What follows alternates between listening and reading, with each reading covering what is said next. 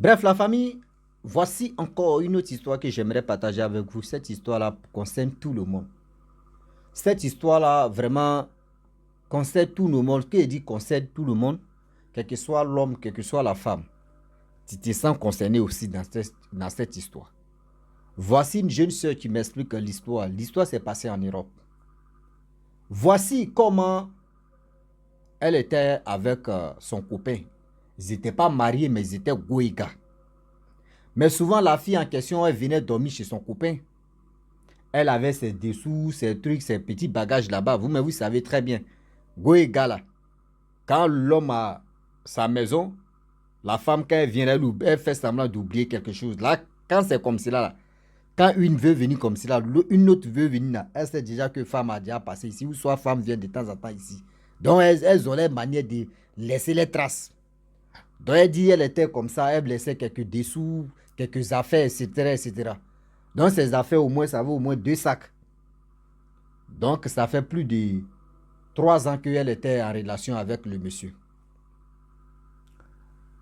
Vous savez, dans la vie, on dit on finit jamais de connaître une personne. On finit jamais de connaître une personne. Si tu veux, il faut tout lui donner, il faut faire ceci. Mais si la personne même n'a pas montré son vrai visage négatif, tu vas sauter. Tu vas dire non, c'est le plus. C'est-à-dire c'est l'homme le plus parfait, ou soit c'est la femme la plus parfaite du monde. Mais c'est quand la personne te montre son vrai visage que c'est là que tu comprends que déjà, j'ai marché avec un monstre face cachée, maintenant tu es là. Le problème, la fille en question, elle était de temps en temps avec le monsieur. Le monsieur, lui, chaque année, lui peut faire au moins 5 fois dans son pays. Je ne peux pas dire le nom de ce pays. 5 fois. C'est-à-dire, lui, il peut demander congé comme ça, il s'en va au pays. Or, quand lui, il s'en va au pays, là, à son retour, la fille, vraiment, elle ne se sent pas bien. Mais la fille ne faisait pas cette remarque-là. Retour de son copain, ils ne vivaient pas trop ensemble, mais quand même, de temps en temps, elle venait dormir chez lui.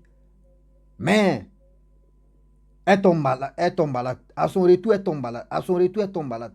Mais elle ne savait pas que le monsieur, vraiment, l'utilisait, prenait sa chance, prenait son, c'est-à-dire sa puissance. Elle ne savait pas à chaque fois. Vous savez, dans la vie, quand tu veux vraiment avoir la vie de luxe, souvent ça tourne au vinaigre. Le monsieur, il a l'argent, oui, il a l'argent. Il fait ses activités, il travaille, tout ça là. Mais la fille en question, ses parents l'encourageaient pour lui dire que le gars là, il a l'argent. Oui, ça fait 3 ans que vous êtes ensemble. Oui, mariez-vous, s'il vous plaît. De grâce, les sœurs. Arrêtez de forcer vos hommes pour dire non, que marie-moi, on a trop duré ensemble. Parce que quand il force un homme de dire non, que marie-moi, on a trop duré ensemble, il va, si tu mets pression sur lui, il te marie là. S'il commence à te maltraiter, tu parles là, il te dit c'est toi, tu m'as forcé. Laissez-le, lui-même, il va venir vers vous, il va dire, ok, bébé, on a duré ensemble, vraiment, les actes que tu as posés, ça m'a convaincu. Vraiment, je suis rassuré que tu seras la mère de mes enfants. Mais la fille en question, quand le monsieur quitte là-bas, elle tombe malade, le monsieur gagne l'argent. Le monsieur lui donne l'argent, ça va à l'hôpital, le monsieur lui donne même l'argent en espèces. Vous savez, toujours pour le voleur. Je vous dis toujours pour le voleur, un jour pour le propriétaire. Où ça va commencer, la fille, ses parents prient. Elle a commencé à faire des cauchemars. Dans ces cauchemars, elle voit que tas de sang dans le couloir, dans ceci, c'est-à-dire dans son rêve, elle voit que des tas de sang, elle traverse ça et puis elle voit des gens en train de pleurer. Elle se réveille et dit, mais c'est quel rêve ça? Elle appelle son copain, elle explique ça à son copain. Son copain dit, non, tu sais très bien que c'est des cauchemars, il ne faut pas prendre ça en compte, des choses, vraiment, toi si tu as un problème, mais appelle d'abord. Le monsieur en question, il a trimballé, il a emballé le cerveau de la jeune dame. La jeune dame dit, ok, il n'y a pas de problème, elle croit en lui, elle, ça fait 3 ans qu'ils sont ensemble. À chaque fois qu'elle fait rêve, elle voit le sang, elle court, C'est-à-dire, quand elle s'échappe de ce sang-là, elle voit devant, c'est son copain, elle voit. Et les deux cheminent ensemble. Au fur et à mesure. Et puis, c'est quand son copain là part dans son propre pays que ça se fait comme ça. Quand il est en Europe, ça ne se fait pas. À chaque fois, c'était comme ça. Sa maladie, pendant 3 ans, toi, c'est quand ton mari ou ton copain voyage que toi, tu tombes malade. Toi, mais tu dois aussi réfléchir. Or, quand il veut partir, il donne la clé à la fille en question. De temps en temps, elle va venir dormir à la maison, arranger des trucs. Un jour, son mari part, son copain part plutôt, dans son pays. Elle décide, franchement, d'appeler le copain en question. Le copain dit, il y a quoi? Elle dit, même pour parler, c'était un problème. Elle a changé de sujet. Elle voulait dire non que oui, en nous deux, c'est bon. Elle a changé de sujet. Ok. Elle allait dormir. Elle dort. Dans son rêve, voici 100 encore. Voici 100 encore. Elle se réveille là, elle dit à sa maman que, ah, maman, voici telle histoire qui se passe. J'ai beau remarquer, quand je vois que mon copain, là, quand il s'en va dans son propre pays, c'est là, la maladie, c'est comme c'est là que je tombe malade. C'est là qu'il y a toujours des problèmes. Ça me dit, et si ton copain là, il n'est pas dans un truc vraiment bizarre? Et s'il n'est pas dans un truc bizarre? C'est bizarre parce que ce que tu es en train de dire là, tu dis tout le temps quand il s'en va dans son pays, toi tu tombes malade. Et quand il vient, il a l'argent, il t'envoie à l'hôpital ou soit ceci, cela. D'accord. Elle dit, ah maman, moi-même là, j'ai voulu le bras même. Ça dit quoi dit bras, ça dit, j'ai voulu le laisser même parce que lui-même là, il ne m'inspire pas. Ça m'a dit, mais comment tu vas le laisser? Lui, il est déjà parti, comment tu vas faire? Elle dit non, que quand il veut partir, quand il me laisse la clé. Ok. Et elle s'est levée, elle appelle le gars encore deuxième fois. Le gars dit, il y a quoi? Elle dit non, que oui, je ne me sens plus en sécurité, je ne me sens plus à l'aise dans cette relation. J'aimerais qu'on arrête. J'aimerais qu'on arrête. Même, il y a mes dessous, il y a mes affaires dans ta maison là-bas. Moi, je vais aller récupérer, je vais donner ta clé à une amie ou à ton ami. Là, si tu viens là, tu vas récupérer ça chez lui. Le gars dit, lui n'a pas allé trop loin. Il dit, ok, il n'y a pas de problème. Elle dit, ok. Le lendemain, il se lève. Oh, le gars, il était au 4e. L'ascenseur, bon, elle arrive au 4e. Elle est sa soeur, petite soeur, pour aller prendre les bagages là. Elles arrivent là, devant la porte du monsieur en question. Ça veut dire, elle ouvre la porte. Dès que tu ouvres la porte, tu rentres. Devant, ça veut dire, lorsqu'elle rentre là, voici un carton, petit carton. Le carton là, ils ont écrit son nom avec du sang. Et vous voyez, le sang est en train de couler. Elle a commencé à crier, sa petite soeur, fermer la porte. Elle n'a même pas touché ses affaires même. Laissez ça.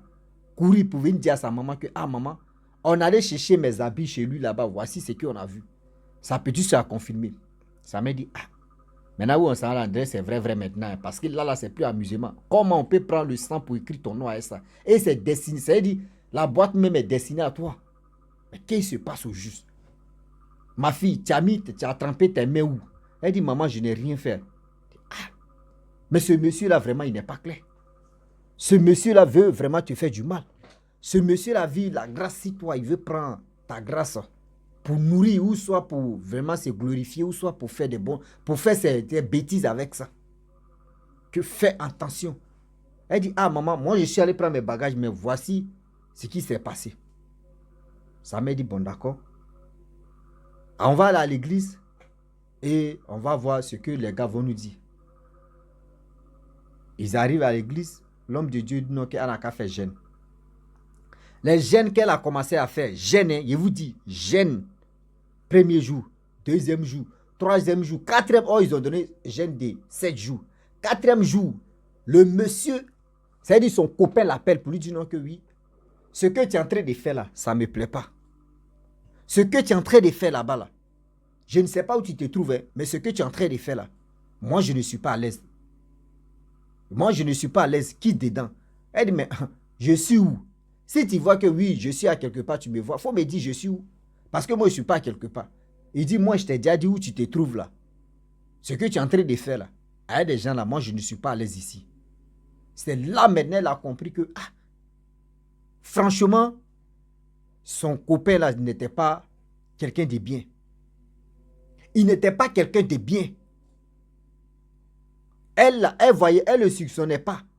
Mais le problème est que quand elle a vu du sang écrit par son nom dans sa maison, c'est-à-dire la maison de son copain, et elle appelle, c'est-à-dire quand elle a vu ça, elle a appelé son copain pour dire, ok, j'ai vu dans ta maison là-bas, il y a eu sang. Son copain dit, mais et alors, c'est quoi ça? Moi, je ne connais pas d'où viennent ces choses-là. Moi, ça fait combien de temps que je ne suis pas encore dans mon pays? Et j'ai dit, dans mon pays, je suis dans mon pays, je ne suis pas encore en Europe. Elle dit, oui, c'est pour cela que je t'ai appelé. Il dit, mais moi, ça ne me regarde pas. Donc, ça veut dire, c'était pour effrayer la fille en question. C'était pour l'effrayer, pour qu'elle puisse laisser ses habits. Là, ils vont travailler avec ça. Parce que si tu fais ça, là, c'est que la fille, elle a laissé ses habits, elle ne peut plus se retourner. Donc là, maintenant, là, c'est dessous, là, tu vas prendre ça pour travailler. Elle dit, dans gêne, 3 ou 4 jours de gêne, voyez le monsieur, tu dis, non, que où tu es là-bas, là, moi, je ne suis pas à l'aise. De vous à moi, ça, c'est quoi ça? De vous à moi, vous-même, vous connaissez. C'est terrifiant. Et elle a fini de faire les 7 jours de gêne. 7e jour, le monsieur l'appelle pour lui demander pardon. Que ce que tu as fait là, ça ne me plaît pas. Tu as fait que mes trucs vont se gâter. Ou je vais attraper encore telle personne comme toi. Elle dit, ah, donc toi, tu prenais ma chance. Et il n'a pas menti. Il dit, oui, je prenais ta chance pour avoir de l'argent. Mais quand j'ai gagné là, je te donne. Elle dit, mais ce n'est pas comme ça on fait.